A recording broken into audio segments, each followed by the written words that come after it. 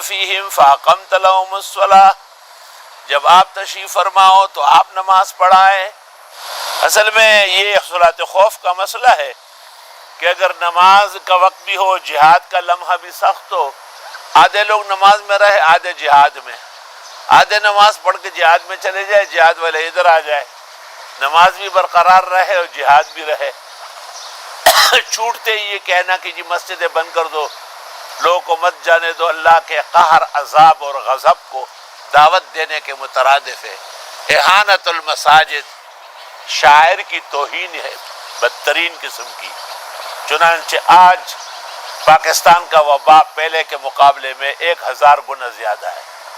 اب بھی وقت ہے کہ وزیر اعظم اور چاروں صوبوں کے وزرائے اعلیٰ اعلان کرے کہ لوگ مسجدوں میں جائے، اللہ کو راضی کرے، توبہ کرے، معافی مانگے۔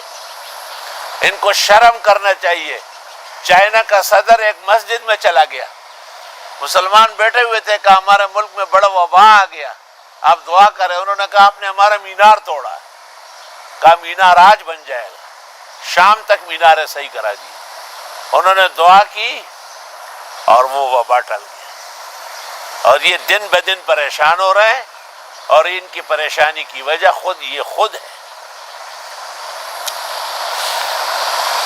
توبہ توبہ، میر کیا سادہ ہے بیمار ہوئے جس کے سبب، اسی عطار کے دکان سے دوا لیتے۔